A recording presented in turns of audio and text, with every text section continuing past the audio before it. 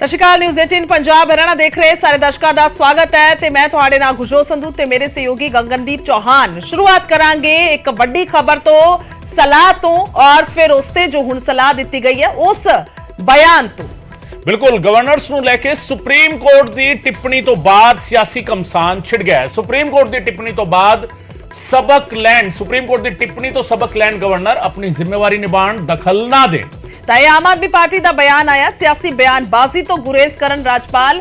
ਇਹ supreme court ਨੇ ਕਿਹਾ ਸੀ, ਉਹਨਾਂ ਨੇ ਸਾਰੇ ਰਾਜਪਾਲ ਨੂੰ ਲੈ ਕੇ ਕਿਹਾ ਸੀ, ਇੱਕ ਪਟੀਸ਼ਨ ਤੇ ਉਹ ਸੁਣਵਾਈ ਕਰ ਰਹੇ ਸਨ ਤਾਂ ਉਸ ਦੇ ਦੌਰਾਨ ਇਹ ਟਿੱਪਣੀ ਆਈ ਸੀ। ਤਾਂ ਹੁਣ ਆਮ ਆਦਮੀ ਪਾਰਟੀ ਨੇ ਉਸ ਬਿਆਨ ਨੂੰ ਲੈ ਕੇ ਜਿਹੜਾ ਹੈ ਉਹ ਆਧਾਰ ਬਣਾ ਕੇ ਕਹਿ ਸਕਦੇ ਹਾਂ ਕਿ ਇਹ ਬਿਆਨ ਦਿੱਤਾ ਹੈ, ਸਬਕ ਲੈਣ ਦੀ ਗੱਲ ਕਹੀ ਹੈ।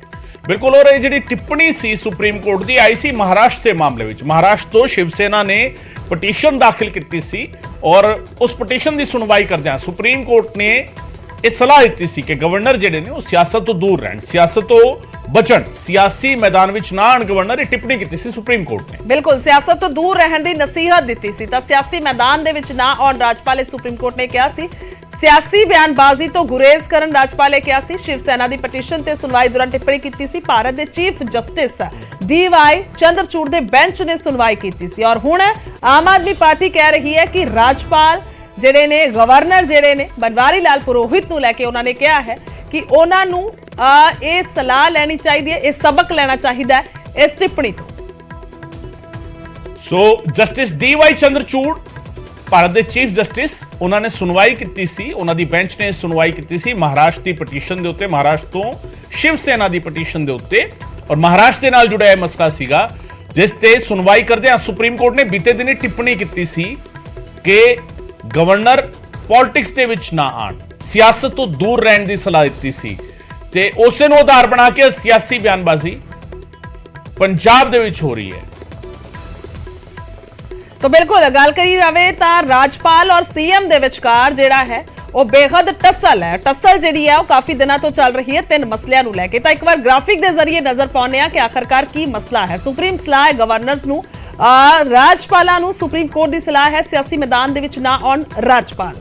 बिल्कुल, बयानबाजी तो गुरेज करन। शिवसेना की पटीशन के दौरान ये असीं नाल ग्राफिकली भी दिखा रहे हैं कि की कुछ होया। शिवसेना की पटीशन सीगी जिस ते सारा सुप्रीम कोर्ट की टिप्पणी आती है और सियासी मैदान विच ना आण गवर्नर। सुप्रीम कोर्ट ये सलाह दिंदा है गवर्नर्स नूं। पंजाब दे विच क्योंकि लगातार विवाद चल रहा है सरकार ते गवर्नर दे विचाले और बीते दिन ये भखिया भी है, सो उस कंटैक्स्ट दे विच हुण आम आदमी पार्टी इस ते बयान भी दे रही है। बिल्कुल, और बयान दे रही है। उन्होंने कहा कि सबक लेना चाहिए, सबक जिहड़ा है वो गवर्नर लैण। नील गर्ग साडे नाल जुड़ चुके ने फोन लाइन ते आम आदमी पार्टी के स्पोक्स पर्सन ने।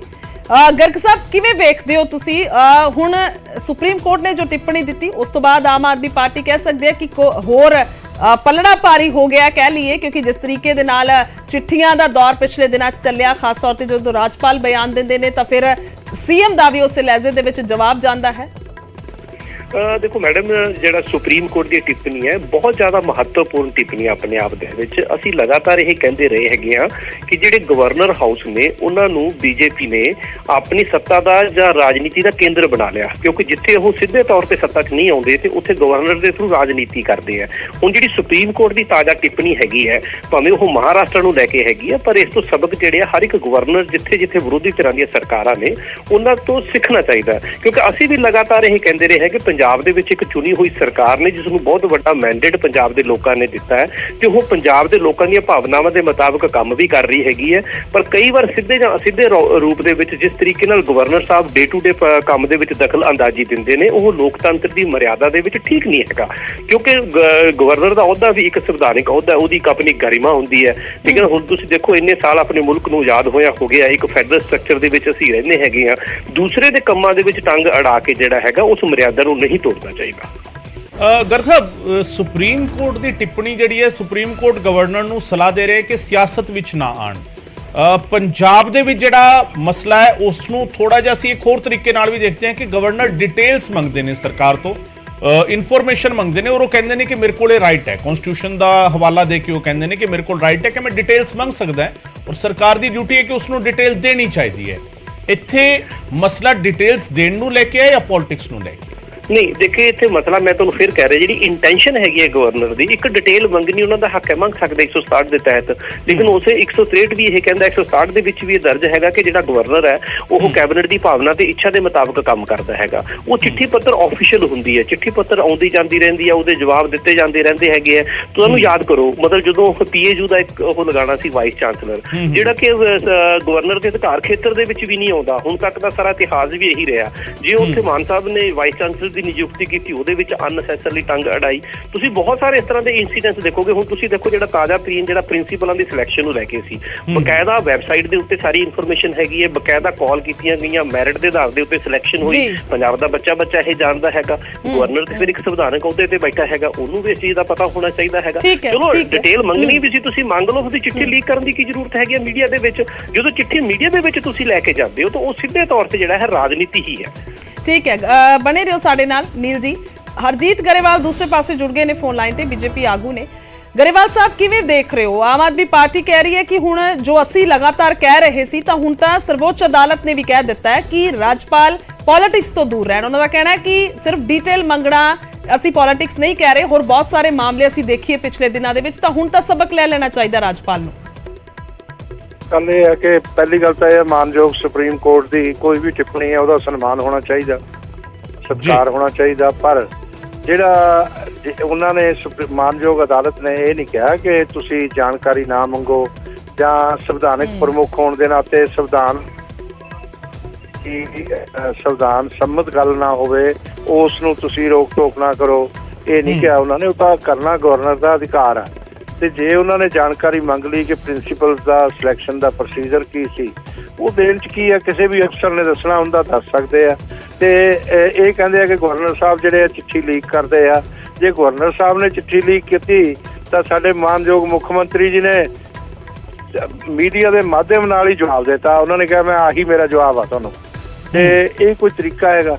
ਇੱਕ ਦੂਜੇ ਨਾਲ ਜੇ ਇੱਕ ਗਲਤੀ ਕਰੇ ਤਾਂ ਦੂਸਰੇ ਨੇ ਵੀ ਕਰਨੀ ਹੈ, ਪਰ ਗਰੇਵਾਲ ਸਾਹਿਬ ਕਰੇ ਤਾਂ ਉਹਨੇ ਵੀ। ਹਾਂਜੀ ਗਰੇਵਾਲ ਸਾਹਿਬ, ਇਹ ਬੀਜੇਪੀ ਵਾਲੇ ਰਾਜ ਦੇ ਵਿੱਚ ਹੀ ਗਵਰਨਰ ਕੁਐਸਚਨ ਮਾਰਕ ਦੇ ਵਿੱਚ ਕਿਉਂ ਨੇ ਇਸ ਤਰੀਕੇ? ਖਾਸ ਕਰਕੇ ਸਰਕਾਰਾਂ ਸ਼ਿਕਾਇਤ ਕਰ ਰਹੀਆਂ ਨੇ ਕਿ ਸੈਂਟਰ ਗਵਰਨਮੈਂਟ ਜਿਹੜੀ ਹੈਗੀ ਹੈ ਉਹ ਗਵਰਨਰ ਦੇ ਥਰੂ ਸਾਡੇ ਤੇ ਨਜ਼ਰ ਰੱਖਣ ਦੀ ਕੋਸ਼ਿਸ਼ ਕਰਦੀ ਹੈ, ਇੰਟਰਫੇਅਰ ਕਰਨ ਦੀ ਕੋਸ਼ਿਸ਼ ਕਰਦੀ ਹੈ।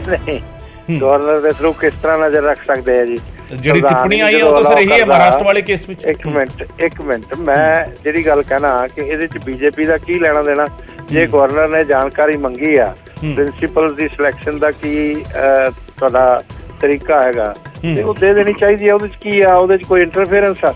ਉਹ ਤਾਂ ਤੁਸੀਂ ਪ੍ਰਿੰਸੀਪਲ ਭੇਜ ਤੇ ਟ੍ਰੇਨਿੰਗ ਲਈ, ਉਹਨਾਂ ਨੇ ਜਾਣਕਾਰੀ ਮੰਗ ਲਈ, ਉਹ ਤਾਂ RTI ਚ ਵੀ ਕੋਈ ਵੀ ਜਾਣਕਾਰੀ ਲੈ ਸਕਦਾ। ਤਾਂ ਗਵਰਨਰ ਤਾਂ ਸੰਵਿਧਾਨਿਕ ਪ੍ਰਮੁੱਖ ਆ, ਉਹ ਜੇ ਚਿੱਠੀ ਲਿਖ ਕੇ ਜਾਣਕਾਰੀ ਮੰਗਦੇ ਆ ਤੇ ਇਹਦਾ ਮਤਲਬ ਇਹ ਨਹੀਂ ਹੈਗਾ ਕਿ ਤੁਸੀਂ ਮੀਡੀਆ ਦੇ ਰਾਹੀਂ ਗਵਰਨਰ ਨੂੰ ਫਿਰ ਚੈਲੰਜ ਕਰੋ। ਉਹ ਵੀ ਅੱਛੀ ਗੱਲ ਨਹੀਂ ਹੈ। ਮੈਂ ਸਮਝਦਾ ਕਿ ਕਿਤੇ ਨਾ ਕਿਤੇ ਗੁਸਤਾਖੀ ਦੋਨੋਂ ਤਰਫ ਤੋਂ ਹੋ ਰਹੀ ਹੈ, ਇਹ ਨਹੀਂ ਹੋਣੀ ਚਾਹੀਦੀ ਔਰ ਇਸ ਨੂੰ ਰੋਕਿਆ ਜਾਣਾ ਚਾਹੀਦਾ। ਇਹਦੇ ਨਾਲ ਪੰਜਾਬ ਦਾ ਨੁਕਸਾਨ ਹੁੰਦਾ। ਇਹ ਤੁਸੀਂ ਮੰਨ ਰਹੇ ਹੋ ਕਿ ਗੁਸਤਾਖੀ ਦੋਨੋਂ ਤਰਫ ਤੋਂ ਹੈ? ਗਰੇਵਾਲ ਸਾਹਿਬ, ਇਹ ਤੁਸੀਂ ਮੰਨ ਰਹੇ ਹੋ? ਜੇ ਜਿਸ ਤਰ੍ਹਾਂ ਹੁਣ ਨੀਲ ਗਰਗ ਜੀ ਨੂੰ ਮੈਂ ਸੁਣ ਰਿਹਾ ਸੀ, ਇਹ ਕਹਿ ਰਹੇ ਸੀ ਕਿ ਮੀਡੀਆ 'ਚ ਪੱਤਰ ਲੀਕ ਕੀਤਾ, ਜਿਹੜੀ ਚਿੱਠੀ ਲਿਖੀ ਆ, ਹੁਣ ਉਹਨਾਂ ਨੇ ਕੀਤੀ ਆ ਜਾਂ ਸਰਕਾਰ ਨੇ ਕੀਤੀ ਆ, ਮੁੱਖ ਮੰਤਰੀ ਨੇ ਕੀਤੀ ਹੈ, ਤਾਂ ਕੋਈ ਪਤਾ ਨਹੀਂ ਹੈ। ਪਰ ਜੇ ਕਹਿੰਦੇ ਆ ਕਿ ਉਹਨਾਂ ਨੇ ਕੀਤੀ ਆ, ਅਸੀਂ ਨਹੀਂ ਕੀਤੀ, ਤੇ ਦੂਸਰਾ ਇਹ ਤਾਂ ਸਾਰਿਆਂ ਨੇ ਦੇਖਿਆ ਕਿ ਮੁੱਖ ਮੰਤਰੀ ਜਵਾਬ ਹੀ ਮੀਡੀਆ ਦੇ ਮਾਧਿਅਮ ਨਾਲ ਦੇ ਰਹੇ ਸੀ। ਉਹਨਾਂ ਨੇ ਕਿਹਾ ਆਹੀ ਜਵਾਬ ਹੈ ਜਿਹੜਾ ਮੈਂ ਦਿੱਤਾ ਤੁਹਾਨੂੰ, ਮੀਡੀਆ 'ਚ ਬੋਲ ਕੇ ਕਿਹਾ।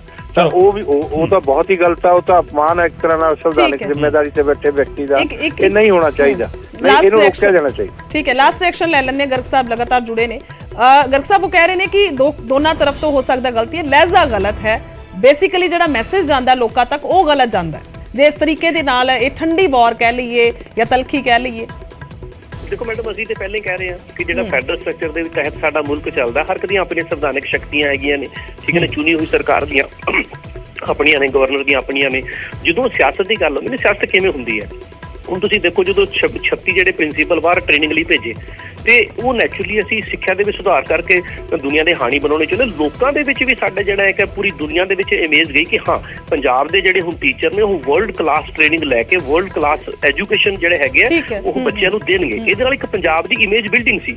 ਇਹ ਚੀਜ਼ ਗਵਾਰਾ ਨਹੀਂ ਹੈਗੀ ਇਹਨਾਂ ਨੂੰ। ਤਾਂ ਇਸ ਕਰਕੇ ਜਿਹੜੀ ਚਿੱਠੀ ਲੀਕ ਕਰਕੇ ਤੇ ਜਿਹੜੇ ਹੈ ਉਹ ਇਸ ਤਰੀਕੇ ਦਾ ਜਾਣੀ ਕਿ ਇੰਪ੍ਰੈਸ਼ਨ ਕ੍ਰੀਏਟ ਕਰਨ ਦੀ ਕੋਸ਼ਿਸ਼ ਕੀਤੀ ਕਿ ਸ਼ਾਇਦ ਇਹਨਾਂ ਨੂੰ ਜਿਹੜੇ ਪ੍ਰਿੰਸੀਪਲ ਉੱਥੇ ਭੇਜਿਆ ਉਹਦੇ ਚ ਪਤਾ ਨਹੀਂ ਕਿੱਡਾ ਕੁ ਵੱਡਾ ਕੋਈ ਘਪਲਾ ਹੋ ਗਿਆ। ਜਾਣੀ ਕਿ ਅਸਲੀਅਤ ਇਹ ਹੈਗੀ ਮੈਰਿਟ ਦੇ ਆਧਾਰ ਤੇ ਉਹਨਾਂ ਦੀ ਸਿਲੈਕਸ਼ਨ ਹੋਈ ਹੈ, ਵੈਬਸਾਈਟ ਦੇ ਉੱਤੇ ਸਾਰਾ ਕੁਝ ਪਿਆ, ਪੂਰੀ ਡਿਟੇਲ ਪਈ ਹੈ, ਕਿਹਨੂੰ ਸਿਲੈਕਟ ਕੀਤਾ, ਮੇਰੀ ਵੀ ਗੱਲ ਸੁਣ ਲੈਣਾ ਜੀ। ਕਿਉਂਕਿ ਪ੍ਰੋਬਲਮ ਜਿਹੜੀ ਇਹਨਾਂ ਨੂੰ ਇਹ ਹੈਗੀ ਹੈ, ਚਾਹੇ ਉਹ ਮੁਹੱਲਾ ਕਲੀਨਿਕ ਹੋਣ, ਚਾਹੇ ਉਹ ਸਕੂਲ ਹੋਣ, ਇਹਦੇ ਨਾਲ ਪੰਜਾਬ ਦੀ ਜਿਹੜੀ ਇਮੇਜ ਐਜ਼ ਏ ਪੰਜਾਬ, ਉਸ ਦੇ ਵਿੱਚ ਗਰੇਵਾਲ ਸਾਹਿਬ ਵੀ ਆਉਂਦੇ ਆ, ਸਾਰੇ ਅਸੀਂ ਪੰਜਾਬੀ ਹਾਂ, ਠੀਕ ਹੈ ਨਾ, ਪੰਜਾਬ ਦੀ ਇਮੇਜ ਹੀ ਅਪਲਿਫਟ ਹੁੰਦੀ ਹੈ। ਲੇਕਿਨ ਉਸ ਦੇ ਉੱਤੇ ਜਿਹੜਾ ਹੈਗਾ ਬੀਜੇਪੀ ਨੂੰ ਇਤਰਾਜ਼ ਹੈਗਾ, ਕਿਉਂਕਿ ਇਹਨਾਂ ਦਾ ਵਿਸ਼ਵਾਸ ਜਿਹੜਾ ਹੈਗਾ ਨਾ ਤਾਂ ਲੋਕਤੰਤਰ ਦੇ ਵਿੱਚ ਹੈ, ਨਾ ਸੰਵਿਧਾਨ ਦੇ ਵਿੱਚ ਹੈ, ਤੇ ਨਾ ਹੀ ਇਸ ਤਰ੍ਹਾਂ ਦੀ ਲੋਕ ਪੱਖੀ ਰਾਜਨੀਤੀ ਦੇ ਵਿੱਚ। ਪਰ ਗਰਗ ਸਾਹਿਬ, ਜਿਹੜਾ ਸਵਾਲ ਪੁੱਛਿਆ ਗਿਆ ਉਹ ਜਿੱਥੇ ਤੱਕ ਲੈਟਰ ਦੇ ਵਿੱਚ ਮੈਂਸ਼ਨ ਹੈ ਉਹ ਇਹ ਨਹੀਂ ਹੈ ਕਿ ਕਿਉਂ ਭੇਜੇ ਗਏ ਤੇ ਇੰਨਾ ਜ਼ੋਰ ਨਹੀਂ ਹੈ, ਸਿਲੈਕਸ਼ਨ ਪ੍ਰੋਸੀਜਰ ਨੂੰ ਲੈ ਕੇ ਸਵਾਲ ਹੈ। ਗਰੇਵਾਲ ਸਾਹਿਬ ਵੀ ਕੁਝ ਕਹਿਣਾ ਚਾਹ ਰਹੇ ਨੇ, ਐਡ ਆਨ ਕਰ ਲੈਣੇ ਉਹਨਾਂ ਨੂੰ। ਮੈਂ ਇਹੀ ਕਹਿਣਾ ਚਾਹ ਰਿਹਾ ਕਿ ਉਹਨਾਂ ਨੇ ਕਿਤੇ ਵੀ ਆਰੋਪ ਨਹੀਂ ਲਾਇਆ ਕਿ ਤੁਸੀਂ ਇਹਦੇ 'ਚ ਕੋਈ ਕਰਪਸ਼ਨ ਕੀਤੀ ਹੈ ਜਾਂ ਇਹਦੇ 'ਚ ਕੋਈ ਗਲਤ ਕੰਮ ਕੀਤਾ। ਉਹਨਾਂ ਨੇ ਤਾਂ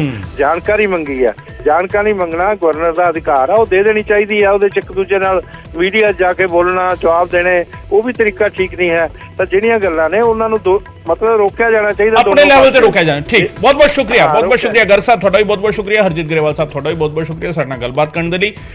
ਇੱਕ ਗੱਲ ਜਿਹੜੀ ਹੈਗੀ, ਦੋਵੇਂ ਆਗੂ ਗੁਰਜੋਤ ਕਿਤੇ ਨਾ ਕਿਤੇ ਮੰਨਦੇ ਨਜ਼ਰ ਆਏ ਨੇ। ਗੁਸਤਾਖੀ ਤਾਂ ਦੇਖੋ ਹੋਈ ਹੈ ਕਿ ਪਬਲਿਕ ਡੋਮੇਨ ਦੇ ਵਿੱਚ ਇਹ ਚੀਜ਼ਾਂ ਜਾਣੀਆਂ ਜਿਹੜੀ ਕੌਨਫੀਡੈਂਸ਼ੀਅਲ ਹੁੰਦੀਆਂ ਨੇ, ਉਹ ਲੋਕਾਂ ਦੇ ਵਿਚਾਲੇ ਜਾਣੀਆਂ, ਔਰ ਉਸਨੇ ਜਿਹੜਾ ਹੈਗਾ ਇਮੇਜ ਉਹ ਕੀਤੀ ਹੈ।